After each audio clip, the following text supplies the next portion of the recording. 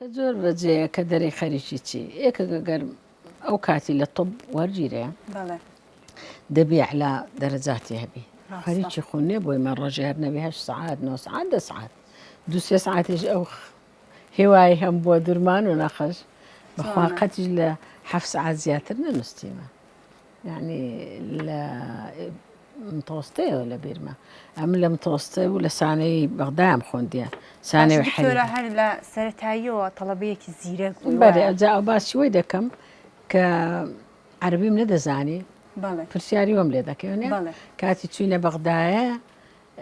ئەمن وەرگیرام لە سانەوی حەریری نووزەجیە سانەوێکە مدیرە کە بوو ناوی ئفتیخار الوەسواسی ئەویش زۆر نزیک بوو لە مەلیکی و لە وەزارەتەوە هات هەمووی ڕێز کردین ئەوەی کە هاتبوو ئەو ڕۆژی داوام دەکەین گوتی ئەو کەسانەی ناویان دەخوندرێتەوە بێنە دەرێ لە ڕێزێ ئاوەسن في 1 2 3 4 5 ناو خوندراوە یعنی تقریبا 50 ناوەک خوندراوە بەلاوە ڕاوەستن ئەمجێوە ڕاوەستایم هێشتا ناویان نەخوندەوە ئێک لە کچەکانی خزمی خۆمان بەڕەحمەتێ بێ پیرۆز لە گەرمان بۆ پیرۆزی کاکە زیادە ئەوش ناوی خوندراوە ئەوش چووە دەرێ خوشتیوی لەوی گەورەتر براژنمە یعنی پەرژین خان ئەو لە ڕێژی سنفی دوو ڕاستا بوو سنفی دوو بوو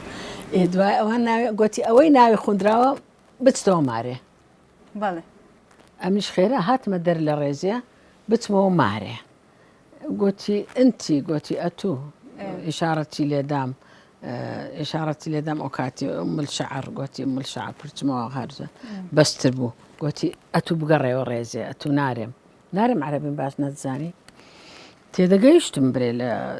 ئملای باش بووم بەس عەرەبی جلفی پێدەرەن عامەی گوتی ئەتوم نەگوت ئەتوو بگەڕێەوە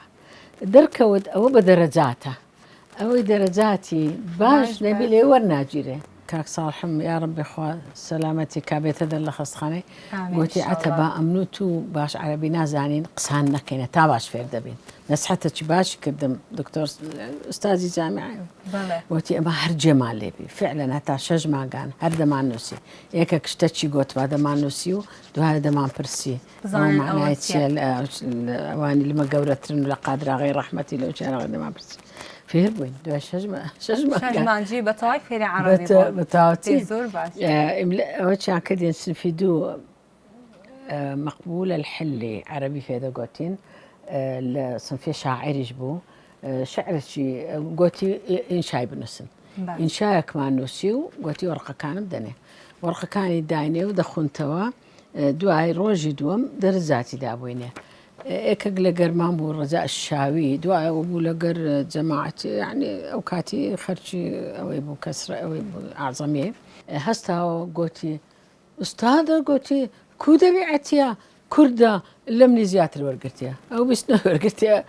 ئەم 25 ئەوش گوتی کادەوەرە بانجی کرد بانجی ڕەجا کرد ڕەجا چونکە ئەو عەرەبیش عەرەب بوو هەست گوتیان بخونەوە ئیمنی دایە خوندیەوە گوتی خۆش بخونەوە ئەوای لێ کرد گوتی بخونەوەی خۆت بخونەوە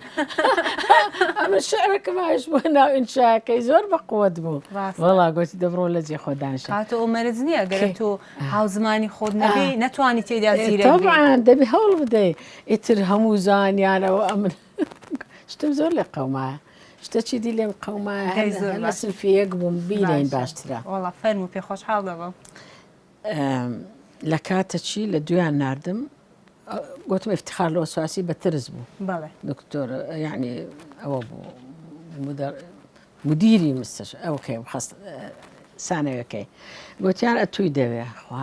چبی دەبێ دیسان هەونێ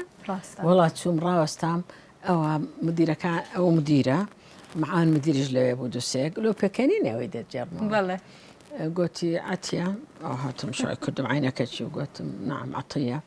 گوتی ئەتوو کوڕان دەناسی گوتم نعم ئەمن گوتم نعم یەک زلم لۆ بنی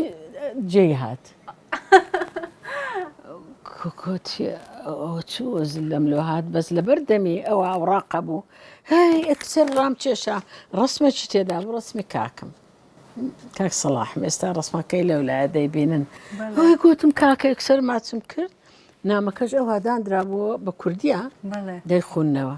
قلت وتشيا أخويا هم لبرتو زلكا لخوش بله. رسمي كاكم تازه تشوبة ترجع لي بخوني ئەوان ئەو ڕسمیان دیتبوو بەغەڵەت كاغز ملوها تبو لو ثانوي حريري كاكم براي قورم نعمل لو نعرضو رسمة شلون نعربو لناوي هەڵوێستیوان چی بووە رسمك خنيبوم اتسر قوتي دبروجي خود نام كم بردو نام كوزور خوش بو باسي ويدكا كلويس دكا ورسمه لو خوش خوم يمجو برمدو أصلا صار نابي زاره شو مو لو سنفهمو تقرا بيكنين أم لو كاتيو بيستانا بوزور سبي بوم برسم زرد بو يكزل لا همو ديارة همو بيكنين أم جنازة لو بيدا كنن طبعا يعني تشاهم بريابو أو قصة يشتبوها إقلا مدرسة كاني أحياي كبابي لقربابي من لبغداد تجارة عم بيكو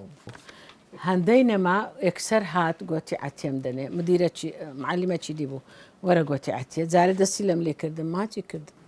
سدنا جيبه برحمة أبي قلت أستنا جيبه وليدة أو مديرك قوتي قيديني أمني بردة وجوري مديري قوتي سريماتك داوي لبرني ليفكا أو صلاح برايتي هم قوتي أنا باشا واشتوا لينا وكرد بوما مسؤولي طلبوا اتحادي طلبي